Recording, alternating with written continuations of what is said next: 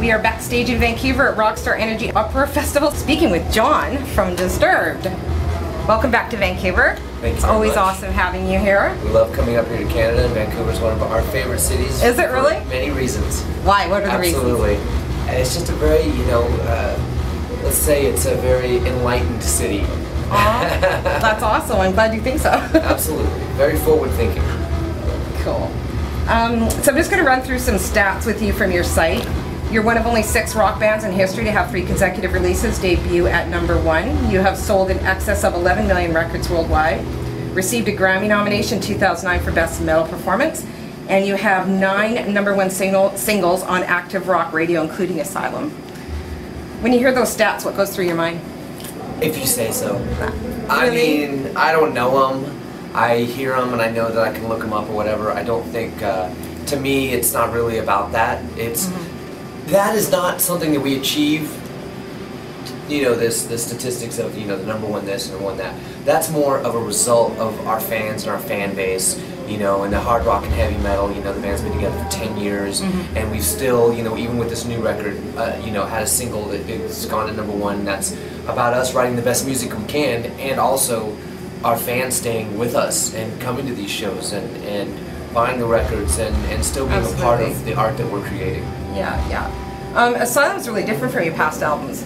It's deeper. Is it? Yeah, I think so. I think it is. Do you think it is? Since I've been in the band, which I joined on I played on the 10,000 Fists record and then Indestructible and now on Asylum.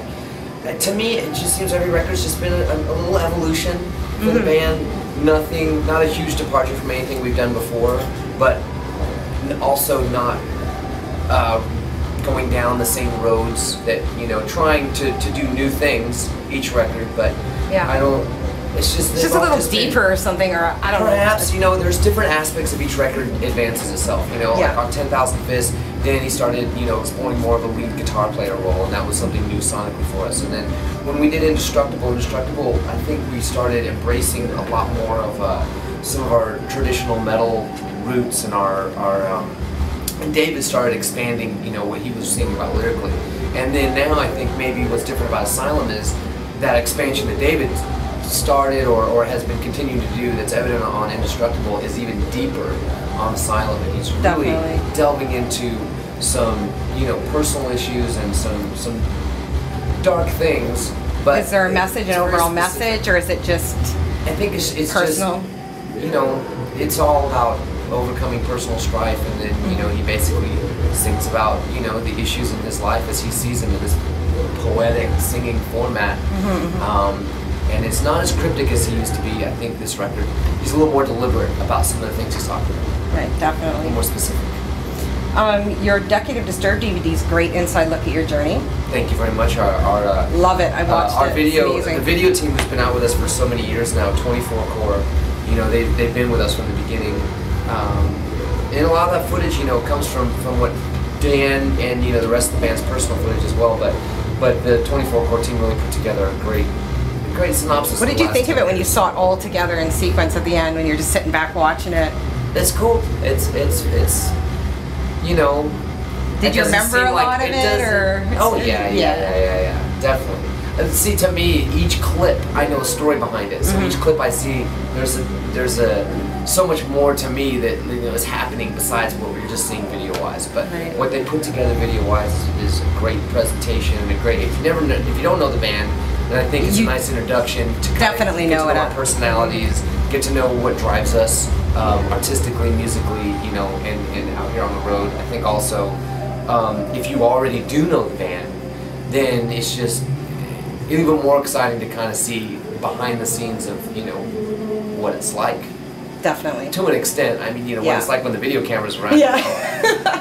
All the exciting moments are in there. It's not all crazy, but definitely it's a fun watch. I'm very pleased with how Decade of Disturbed turned out. Yeah, it turned out great. And you can download it for free on your site, right? Yes. Yeah. That's awesome too.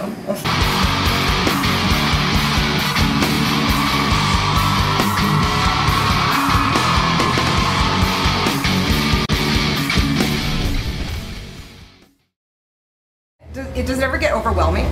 The love, the fan love, and just, do you ever, I don't know, feel sort of inhuman, like? it is what it is. I mean, obviously we do this because we wanted, we were hoping to be able to reach this many people and to, become a part of their lives, because that's why we got into music. The bands that we dug obviously inspired us enough to where we wanted to pursue that lifestyle. So I know what that kind of fan dedication is, and it's very respectful, and it's very so to be on the opposite side of it and getting it back, especially on the level that we've been able to achieve with Disturbed, it can be overwhelming, especially when I think about me being that kid or even that young adult, or that fan on the other side that now it's kind of flipped around. And I appreciate it because I know where they're coming from. Music's a powerful force. And, absolutely.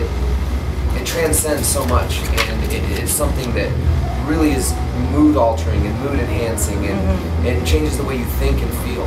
And I think that's the kind of music we've tried to make, and I think our fans have connected with that. And that's to me, that's what it's about. Absolutely. So after the Uproar tour, you're off for a couple weeks, and then you're touring the US with Art of Dying and Hail the Villain. Two good bands. Yeah. Two good Canadian bands. Canadian bands. They that's are right. very Art of Dying. We're on Intoxication Records, which is Dan and David's imprint label through Warner Brothers, and then Hail the Villain, who's out on Uproar right now. Two great acts, and actually there's a little bit of a crossover with them, because the drummer for Hail the Villain actually used to play drums in Art of Dying like 5 years ago. Oh, that's so cool. So they know each other. Small musical world. But we're very excited about doing that run with those guys. Cool. And then after that, Taste of Chaos tour in Europe, right? That's right. Yes. You know what's going on better. Yeah, I could give you your schedule. We're going over to Taste of Chaos in Europe, playing for about a month over there. The lineup's going to be Disturbed, Papa Roach, Buck Cherry, and Hailstorm, who's actually out on this run as well. Looking very forward to it. Love the new Buck Cherry and Papa Roach records. Great records. I have toured with Papa Roach before. Those guys are amazing musicians and always bring a massive level of intensity. And to kind of take this kind of, it's almost festival touring environment over there, is going to be a lot of fun. Cool. Do you guys have any pre-show rituals? We got a little. I don't know. It is more ritual. Maybe, I don't know, I wouldn't call it tradition, but we do have our rituals that we do. Besides, we all have our warm-up routines. Me and guitar player Dan, we warm up all day long. We come in and out of the dressing room and practice. Mikey, our drummer, will come in here and dedicate a little time, he comes in probably the earliest out of everybody before a show, about an hour and 15, an hour and a half, because it's physically demanding what he does drum-wise, and so he has to stretch and, warm up, and he really does take almost an hour and a half to prepare for an hour-long show. David does his warm-up on the bus, sings vocally, and then usually about half an hour before the show, we're all in the dressing room together. It's just the four of us, quiet time, hanging out, just being a band, talking about the show, talking about last night's show, just focusing, because the day can be very distracting, especially if you have friends or family out. Plus, we're out here doing a job, so there's press to do. There's things going on all day long. And it's good for us to have that time when it's like, okay, remember what this is about? It's about being a band. Just, connecting with what the four of us can do on stage and bringing it to the crowd. That's so cool. And then, then we do a little pre-show shot, and then we go out and we hit it. Awesome, sounds good. Well, thank you so much for speaking with us, and I'm looking forward to your show tonight. All right, thank you. Thank you. Awesome.